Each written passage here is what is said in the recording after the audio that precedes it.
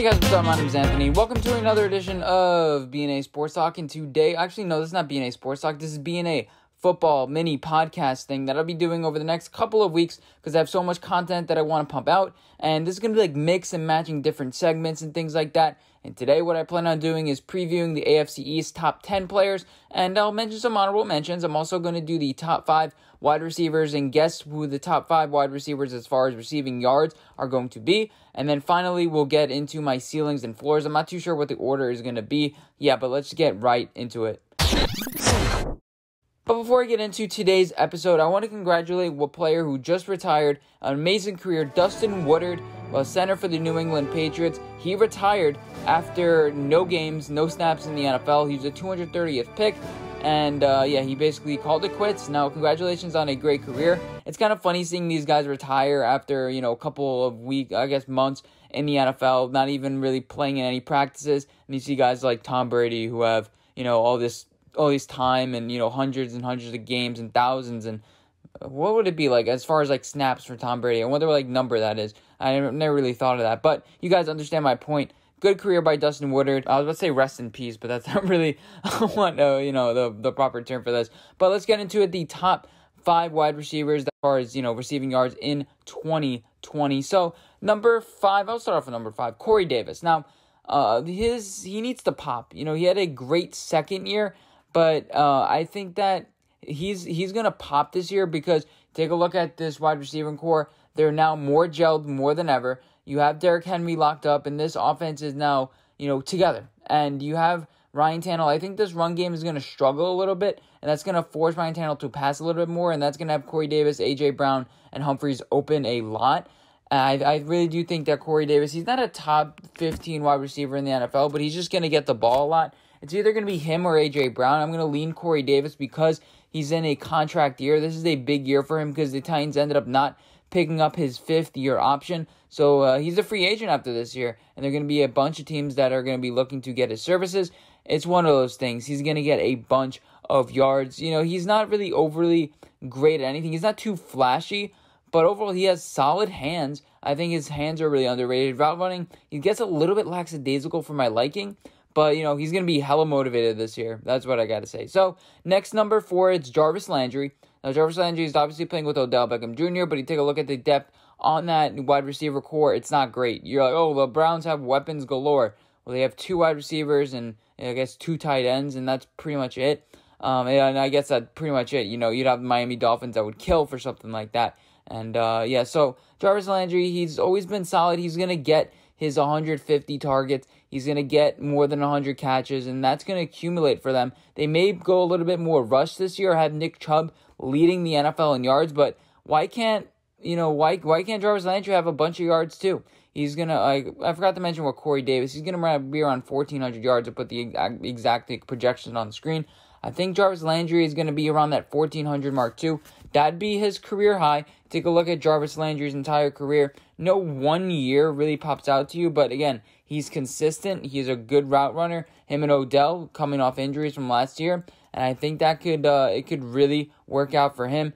He started his career in 2014. He only had 758 yards that year. Then 1157, 1136. You guys can see on the screen. He really hasn't eclipsed 1,200 yards, and his yards per reception and target are pretty down too. But last year, his yards per target went up to 8.5, almost a career high. And I think that's, him and Baker Mayfield have a little bit of a special connection there. So I think that Jarvis Landry is going to do well in that department. So they play, the NFC North. They have the Ravens and the Steelers who have really good pass defenses. But, you're going to have Odell that's going to take a little bit of the strain from that. And then you have the Bengals who are just awful. So they're not gonna really put up that much of a fight against them. And then I believe they also play the Cowboys. Doesn't really have a great pass defense. And they also play the NFC East. Again, pass defense not really good in that division. They also play the NFC South that's weak as well. So they can take advantage of those teams. And so number 3, Davante Adams. Now, I think Aaron Rodgers takes a little bit of a step back this year. I think they're going to be a little bit more run heavy, while teams like Seattle Seahawks are going to be a little more pass heavy. I saw a report today about Russell Wilson and things like that I'm going to get into later. But Davante Adams, He's just a smart, crisp route runner. He's going to know how to get open, and I think Aaron Rodgers is going to force feed him this year. He's going to throw a little bit more interceptions than he's used to. I have him throwing around 9 to 10. He may get that double-digit interception, but Aaron Rodgers is going to be fighting for his life pretty much. He's going to be proving like, I'm the guy. As much as you want to say lackadaisical, now there's a guy behind you. It's no longer Brett Hundley. It's Jordan Love, and he's wanting to take your job. He wants to be the next quarterback for the Green Bay Packers, and you don't draft a quarterback in the first round for that. But Devontae Adams, just crisp route runner, definitely a top 10 wide receiver in this league. He's a little bit better than like a Cortland Sutton, in my opinion. A lot of people say he's a top 3. I don't believe he's quite top 3, even though I have him the most yards. I think his situation, though, is going to breed his success this year. With Aaron Rodgers airing it out. I don't think that, never mind. I'll get into my next point. So, number 2 is Michael Thomas. I think that the Saints this year, you take a look at them, they have all the stats, and they're going to want to win. So, I think Michael Thomas has a bit fewer yards this year. I think he had around 1,700 last year. I'll throw up the, what he had last year and the previous years. Broke all these records. I think he's going to have less this year, but he's still one of the top wide receivers. Bunch of slants, and plus you added some new wide receiver weapons. You have a good offensive line. The Saints are going to be a good team. You have a bunch of leadership. I said that I wouldn't really bet them the over because their over is like 10.5. I'm starting to think more and more to just bet over because this is a solid coach team. You have Sean Payton. The defense isn't really going anywhere. They have really solid players there. Marcus Davenport is like a weak link, and he's still pretty good. Any team would want to have his services. So I think that the Saints are going to be up in a lot of games. They're going to have Alvin Kamara with a bunch of yards. I have him in my top 5 running backs. But Michael Thomas is just a great wide receiver. He's going to remain the number 1 target over there. And I can see him having around 1,500 yards, 1,600 yards this year. And then finally, DJ Moore. Now, this team is in a perfect scenario to excel. They have Robbie Anderson that's going to take a little bit of the pressure off. He's going to have maybe face against some number 2 cornerbacks. I think DJ Moore, with his size, his speed, combination is going to be able to get open.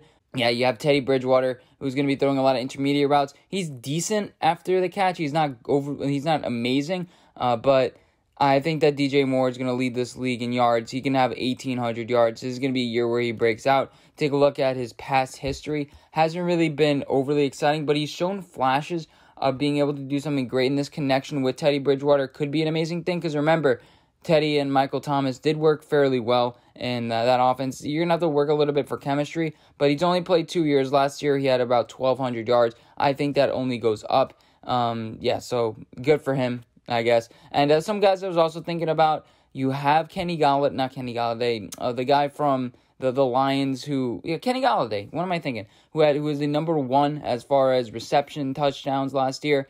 I think he's going to have another decent season. I think that he's going to be lingering just around the top 5, but not quite get there. I had to, not include some people. And that's why this is my honorable mentions. Devontae Parker, another Devontae with Miami. I just don't think that Tua's going to be able to get him the ball that much. Usually, rookie QBs have a crutch for a guy, and Devontae Parker may well be that guy, but I don't think the offensive line is good enough for Devontae Parker's skills and assets to really shine this year. Next, AJ Green, Joe Burrow. They just have too many weapons on that offense that I think that Joe Burrow, and he likes wide receivers like AJ Green, guys who get open and can catch 50-50 balls. So AJ Green is going to be up there too. DeAndre Hopkins is also going to be up there. People are like, oh, Andy Isabella is going to get 1,000 yards. No, DeAndre Hopkins is going to be the star here. I think he just misses it. Kyler Murray is going to be running a little bit more. He bulked up, meaning that I think this year they're going to try to run him a little bit more. I don't agree with that. I think Kyler Murray is slower than he thinks he is.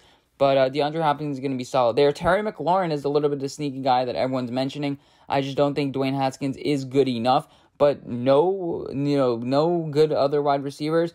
And then the team is going to suck, so they're going to be passing a lot. This is going to potentially be a DJ Moore situation. Terry McLaurin is really good. So I wouldn't be surprised if he's top 5. OBJ, again, with Eli Manning, had those 1,300-yard seasons. I wouldn't be surprised if he gets there. It's just that, he's a overly ambitious route runner. I think that he really needs to work on just keeping it to the basics rather than just trying to finesse and things like that. OBJ is going to be up there. Then Julio Jones, with the Falcons. I think Matt Ryan takes a big step back this year. I think they're like a 7-9 team. I think they're a little bit of a dud. You got rid of Mohamed Sanu, obviously, and after that, Julio Jones' numbers did go up last year, and he's always open. He's the best wide receiver in this league, but I don't think that Matt Ryan's going to feed him overly that much this year. I don't think so. It's just he's gonna be there. He's gonna get his usual yards. I mean, Julio Jones, again, he made one of the most underrated catch in Super Bowl history, and throughout his entire career, he has been very, very solid for this team. And last year, he had, how many yards did he have? He had 1,577, and yeah, so he's gonna be hovering around that. I just think that he barely misses out as well. And then Tyler Lockett, I'm mentioning this because, I mentioned it earlier, Russell Wilson's going to be throwing it a lot more because he's going to have much more of a say in this offense. He'd be like, hey, listen, I should have got MVP votes last year. It's not like he won MVP, but I should have gotten MVP votes. DK Metcalf is going to be a little bit less relied on because he drops the ball a lot. Tyler Lockett's really the guy that Russell Wilson really leans on. They have a little bit of a connection there now. He's been playing for a couple of years, and I think that he really could get up to 12 and 1,300 yards. Only clips 1,000 yards once, but overall he's a solid target for Russell Wilson. Has above a 75% catch rate over the last 2 seasons. And yeah, let's move on to my next segment because I want to talk about the top 10 players in the AFC East. Now, I'm not talking about guys that are going to be down in the roster that may have a surprise season because honestly, I don't want to put that much effort into a video like this. I just want to tell you my personal favorites of the top 10 guys in the AFC East and who can compete for that spot. First is Stephon Gilmore. I think he's a bit overrated, but I wasn't too sure who else to put in this spot. Defensive Player of the Year last year. Struggled towards the end against guys like Devontae Parker, who we mentioned earlier. But yeah, Stephon Gilmore is overall solid. It's going to be interesting to see how he works with that new young safety dynamic and whether they trade him midseason. I mentioned that they start struggling, they may start trading, but their schedule lightens up towards the end of the season, so maybe not. Next, Tre'Davious White, he was thinking about opting out, but he's amazing, just man-on-man coverage guy. He's trustable for the Bills. I think he takes another big step up this year. He's number 2 on my list with the Bills. A bunch of good cornerbacks. He wasn't really targeted a bunch last year, but it was just solid every single time the ball came his way. He's able to make plays. Not the best ball hawk in the world, but you can't really complain about that. So 2 defensive backs. That's going to be a theme for this list. Next is Cam Newton. Now, I think that he struggles a little bit post-injury, but he really comes on late in the season, and we're going to be saying towards the end of the season he's the best. This list is like what we'll be saying in January of 2021, how we're going to rank them then, not now. I'm saying how we're going to think about them towards the end of the season. It's going to be interesting to see where Cam Newton ends up, but those intermediate routes he's decent on. And he's smart, and with smarts in the NFL, you can work your way through things. You can work your way through young, inexperienced defenses and just expose guys. And you could say about this whole snap count thing, but Cam Newton's overall just a good and smart quarterback that has had some unfortunate injury history. But when he's running at you, yeah, I don't want to be in his way. I know I'm kind of small. I'm like 5'10", but I don't want to be in his way when he's running towards me. I can tell you that much. Next is Joe Thuney. Now, he was a Pro Bowl last year, a little bit of a contract dispute, but he's a great offensive lineman. Does he take a step back now that Dante Scarnecchia is there? I think it's a reach to say he's going to regress. But Joe Thuney, he's overall one of the best guards in the league, probably top 7. You have certain guys on teams that I would rank a little bit higher than a Billy Turner out of the Packers. But he's one of the top offensive guards in this division, and I think that, with Joe Thuney, he's going to be able to protect Cam Newton a little bit more, and that's going to help this offense there, so good for them. Next, Micah Hyde, ball hawk, that's all I got to say. It's just fearless. He's borderline Tyrann Mathieu, and I think he really does emerge this year with that Bills defense that now has a Josh Norman and, a bunch of good cornerbacks, and just overall, they all work together really well. And, this team is trying to win the division, so he's going to be uber motivated to try to prove all the haters wrong. So I have Micah Hyde there. Next, Byron Jones. That's the 4th defensive back that I named on this list and just the 6 picks. Byron Jones obviously doesn't have a lot of picks. See what I did there? But Byron Jones, he's the best cornerback for the Miami Dolphins. I think Xavier Howard's a little bit overrated. He did not make my list, but they have a good cornerback class. and he's going to have a few more interceptions this year because teams are going to be pass happy against the Miami Dolphins. I think they're going to be like, oh yeah, this team sucks, I'm going to start passing against them, and then you're going to have a Byron Jones getting a lot of interceptions. The interceptions usually are like hit and miss, so I think he's going to have around 4 to 5 interceptions this year. Just lengthy guy, physical enough on the line of scrimmage, and he was a solid piece for the Cowboys, but they just couldn't pay him. It's not like they are like, oh, this guy sucks. They just couldn't pay him, and the Miami Dolphins gave him a big contract. Next, Stephon Diggs. He's a little bit like Devontae Adams in that he's smart, he can find holes, he knows different routes and the intricacies of the wide receiver position. Dropped the ball a little bit much for my liking last year, but I think that him and Josh Allen are going to have a nice connection because he has those the thing is, if he needs to shore up those hands, and I'm banking on that he's going to do that. That's why I have the Bills winning the division. If all of a sudden Josh Allen has those more inaccurate passes, this is going to suck. He's good at the short routes. He's a very versatile wide receiver, and I think that Sean McDermott's going to love having his hands on him, as well as the offensive coordinator for the Bills. I forgot his name, but he really he's decent enough.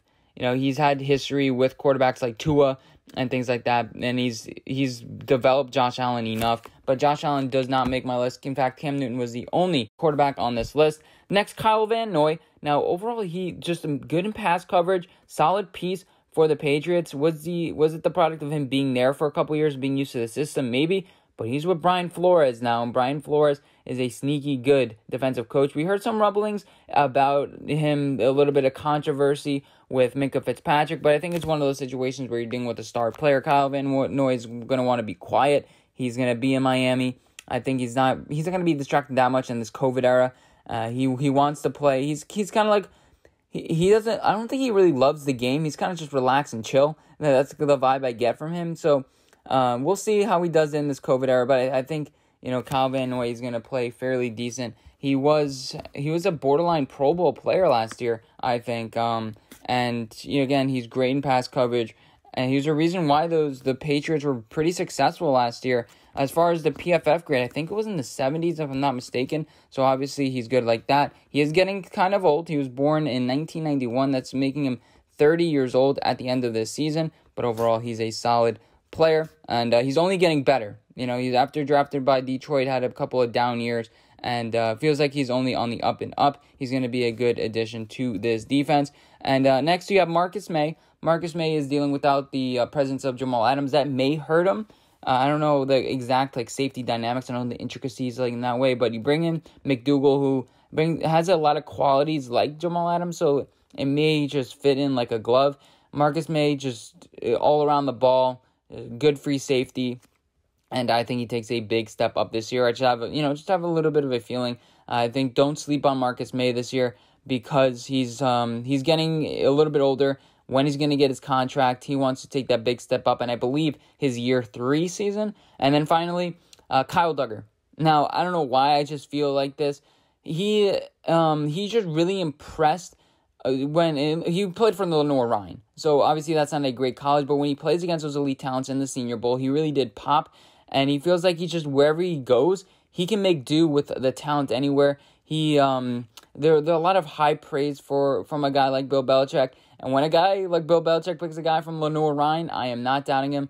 Cornerbacks usually struggle in the first year. I don't know why I have Kyle Duggar here. I just want to be like, okay, if he plays better than expectations, I'll be like, yeah, I told you about that Kyle Duggar guy. A lot of Kyles on this list. Those are only 2. But some other guys I can see on this list next year. You have the guy who just got signed, Deion Dawkins. He was actually fairly impressive. I don't really love him out in space. I don't love his. He had decent play strength, but overall he just soaks up. Defensive ends, and that's what you need in a left tackle. Solid. I wouldn't use him a lot in run games with movement.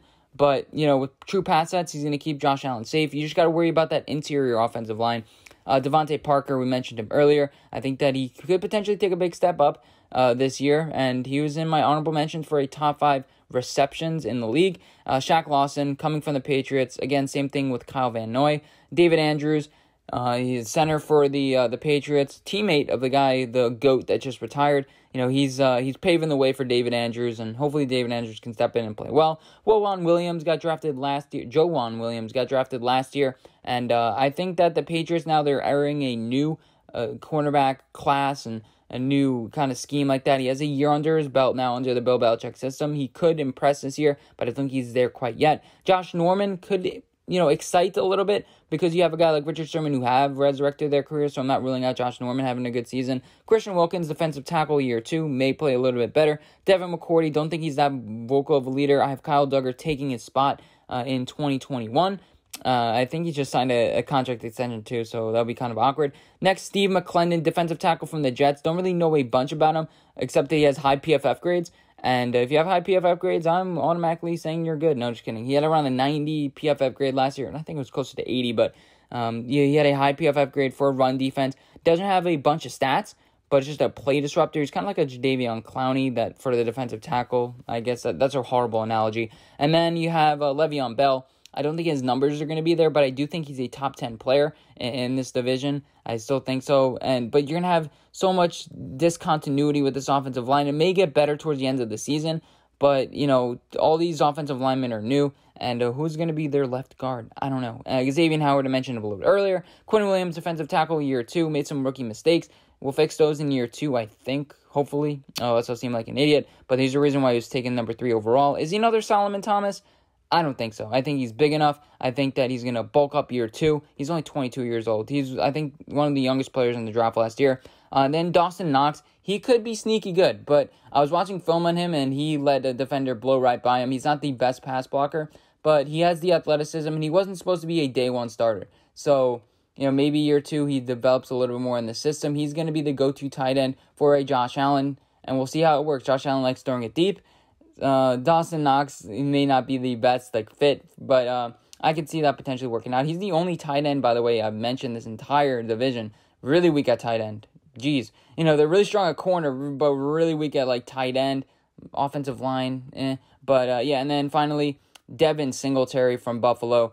Behind this offensive line, you need better guard play, but I think he has the talent to be a top 10 player, so as well as a Sony Michel, but I didn't have him on this list. Devin Singletary could put up these stats, especially now you just you brought in another running back. I think Zach Moss? Zach Moss? That sounds right. So you brought in another running back. He's going to have a little bit of fire under his ass. I think he's going to get the majority of the snaps, Devin Singletary, and then they're going to be good like that. And that's pretty much my top 10 players for the NFC East. And was there one more segment that I was going to do? So the last segment I'm going to do is a little bit of my over-unders and my ceilings and floors for the NFL. Now, my power rankings have adjusted a little bit. I'm a little bit lower on the Raiders. I'm a little bit lower on some certain teams. And that's kind of concerning to me. I'm like, oh man, right after you make a power rankings, you start analyzing it and you're like, oh yeah, I should have put that person there. This person here, obviously, what was I thinking about it? I'm stupid. I think that the Patriots should be slightly lower, but their quarterback play will be good enough, and I think they'll rally towards the end of the season. But let's talk about it. The Colts are at number 17. Their ceiling, I think they can be a 12-win team. They can have a 12-win team, but to be conservative, I have them at 11 wins. They're not going to be overly exciting. Actually, why not? Just put them at 12. Phillip Rivers, offensive line, Jonathan Taylor, Marlon Mack. It's just the defensive line feels like it's coming into its own with Toure coming up, and Darius Leonard that is already a top 50 player in this league, and cornerbacks like Xavier Rhodes who may have a little bit of resurrection. That's kind of my concern about this team, and I'll be doing full breakdowns about every single team. I'm kind of just going through my thoughts a little bit, but they can win as few as 7. If Phillip Rivers is really shot, if he goes down, Jacoby Brissett's going to be solid, and they're a 7-win team. They're a 7-win monster, but they can end up like the 49ers, where it's just they're accumulating talent, and then eventually they pop. But, you had Jimmy Garoppolo there for a couple years, so I'm not sure about that. The Cowboys are at number 18. Their floor is at 8, but their ceiling's at 12. I mean, this team could be really, really good, or they can be another mediocre team. Well, obviously, that was one of the most obvious thing. I don't know what I'm saying, but, Jason Garrett's gone. The 8-8 king is gone. We'll see what Mike McCarthy has. They just signed another defensive end, really old in the defensive end spot. Are these guys going to go down like dominoes due to injuries? I don't know, but their draft was solid this year, but over the past couple years, take a look at their drafts. I mean, they're drafting Michael Jackson. I think that was one of their draft picks, and like Joe Johnson. I forgot the guy's name. They haven't really drafted well over the past 3 years, from 2016 to 2019. Not really good. After that Ezekiel Elliott draft, not really that good. And they can win as much as 12. I mean, you're playing in this division, and they can pop because they have they have veterans in that team, and they're going to be willing to work together. They're already doing a bubble type thing. Next, the Packers. Their floor is at 8. I don't see them losing many more than 8 games. You have Matt LaFleur, the second year coach. Sometimes the team just gives up, like a Ben McAdoo with the Giants. They won 3 games, but that was because they had a bunch of injuries, and we had a lot of talent with wide receiver that brought us to that playoff game. I don't think that's the case for the Packers. I think their floor is at 8, but their ceiling's at 10. I don't really see them winning that many games because of those one-score possession games last year. And you have some development on this defense. It's going to be interesting with Rashawn Gary, with Jair Alexander. It's going to be very fun to see this defense, the kind of mesh work together. You lost Blake Martinez and Kyler Fackrell. Thank you, Packers. And the Giants fan here. But, I think that the Packers could be a 10-win team. I don't see them winning that much more than 10 games. Next, in my power rankings, I lost the list for a second, is the Texans. They can win as few as 7, but they can win as more as 10. It's all in Deshaun Watson. Bill O'Brien, how they work together. I'm not ruling them out for the playoffs. I'm just not. I did that last year. I made a whole rant video saying they're going 5-11, but then they went all in on the season, paying Laremy Tunsil a lot of money. They're sneaky good on the offensive line. I didn't really give them that much credit for it, but some of those picks that they've been making over the past couple years, Max Sharping, Caleb McGarry, have been looking fairly solid for them. But they got rid of DeAndre Hopkins. Kind of had that mess, like, you don't know, health-wise, wide receiver. And obviously, their defense is depleted. So, they're going to need to score a lot of points. So, 7-10. And next, the Cardinals at 8-10. I had them, I think, at 10 wins. I think they were going to reach their ceiling. Probably closer to 7-10. I mean, you have Kyler Murray that bulked up this season. But I don't know what this team's going to do. You have Hassan Reddick. That's going to be, are you going to keep him at offensive line, outside linebacker? Where are you going to put Isaiah Simmons there? What are you going to do with that dynamic? You also have Chandler Jones, outside linebacker. Or are they going to play at defensive end? I'm not too sure. I think they run a 4-3, so he's going to be defensive end. Bolster that defensive line. I think Phillips is a little bit overrated, so their defensive line isn't going to be as good, I think, as people think. Their offensive line was a little bit too healthy. People are like, they suffered a lot of injuries. I don't really know what people are saying. They're suffering injuries on the offensive line. J.R. Sweezy was healthy all last season. So was Justin Pugh. And they got Josh Jones, though. I really like that pick. And obviously, their Kenyon Drake, he's going to be really, really good. And their wide receiver core is nothing to sneeze at as well. And, just going over their roster. And as far as the last couple over-unders, I didn't really make them. But you can see them on the screen. I have the Colts. I'm not betting that one. I think they're smack dab in the middle. I don't really feel strongly either way because their over-unders 9.5. Cowboys over-unders 9.5. I'd lean the over. Packers at 9. I wouldn't do anything with that one. Texans 7.5. I'd lean over. You have good coaching staff here. You have some continuity. Just that defense. The Lions are next. They're at 6-9 wins. Nice, right? So I think they're going over 6.5. And their wide receivers are sneaky good. And their running back play has been really good too, and that's because their offensive line has been good. They lost Graham Glasgow to the Denver Broncos, but overall they're solid. You have the corners that are pretty young. You have Desmond Trufant, who's old, but you have, the guy who just drafted Jeff Okudah. So we're going to see, is he going to be the number one corner, or are they going to trust Desmond Trufant a little bit there? That's going to be very interesting. You need 3 safeties. I don't trust their safeties a lot. After they got rid of, who did they get? The safety that they get rid of to the Seattle Seahawks. Forget his name. But, your defensive line is good. You brought in Danny Shelton. You have a decent linebacking core now. It's all on the coaching. It really is. And this team can win up to 9 games. They can be a wild card.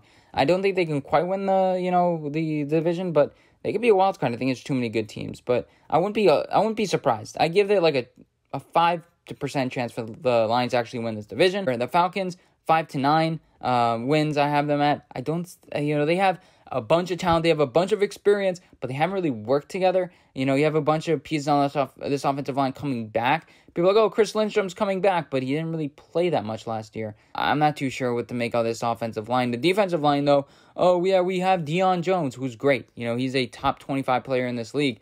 but I don't trust their secondary. I don't trust their coaching. You have these fluke teams at the end of the end of the season that come up big, and then all of a sudden next year they regress to what they actually were. I think this year they fire a Dan Quinn. Sayonara. Falcons under 7.5 wins.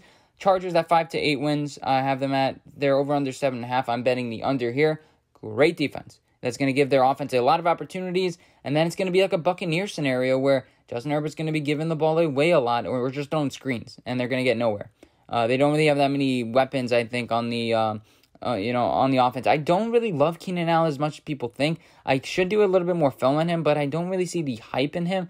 Their running back's Austin Eckler. He's not really a running back. He's kind of like a quasi guy out of the backfield that may be good for Justin Herbert, but I don't think they're going to have a steady run game at all now that Melvin Gordon is gone.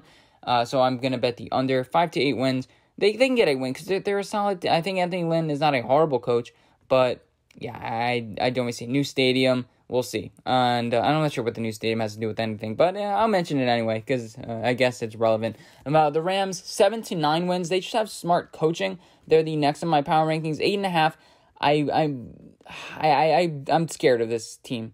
I can't really see them now. I'll bet the under. I'm actually gonna bet the under after this video because you know what?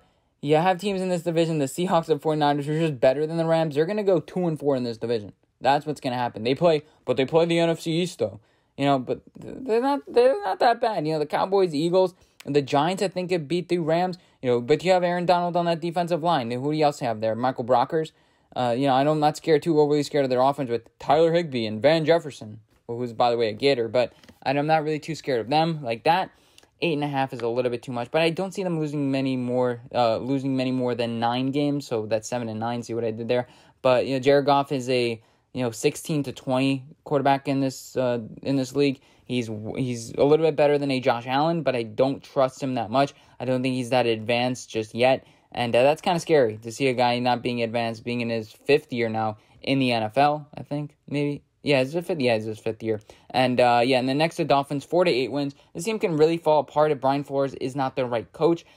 The offensive line is awful. They'll win more games if Ryan Fitzpatrick is starting. They're not going to get a bunch of crowd hype from a Tua if he joins, so that's something to think about. They're not going to be like, the passing of the torch. They're having a little bit of fun there. They know that they're probably not going to win the division this year, but it is kind of up for grabs. That defense is decent. You have the best cornerback, probably a top 3 cornerback group in the league, especially with the addition of that slot corner Noah Igbenogany, and the defense is going to be fairly solid for this team. They're going to give the offense a lot of chances to score. Tua, I don't trust his health. I don't want him to get injured. I really don't. But when a guy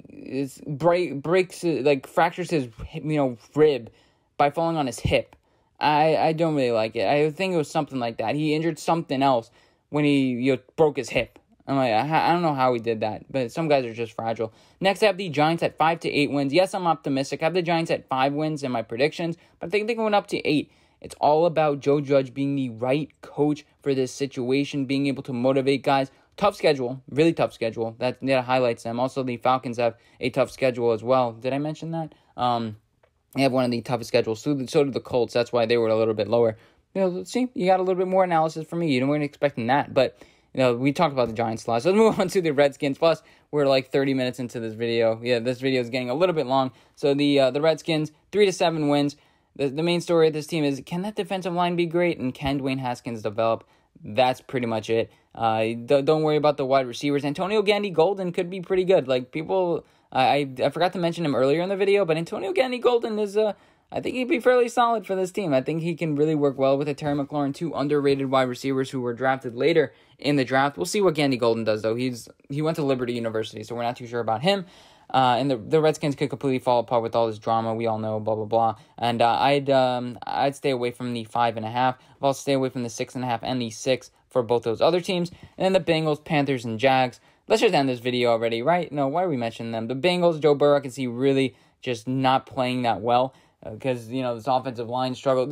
but they got Jonah Williams back. Yeah, but he hasn't played in 20 months. You think he's going to come in and all of a sudden be the next Andrew Whitworth? I don't think so. So, yeah, 5.5, I'd lean the under right there. But they can win up to 7. I can see just a bunch of offensive talent really just willing their way to win, just young, being exciting. I can see them up to 7. That's like in a very unlikely scenario. They're not a playoff team. They're not making the playoffs.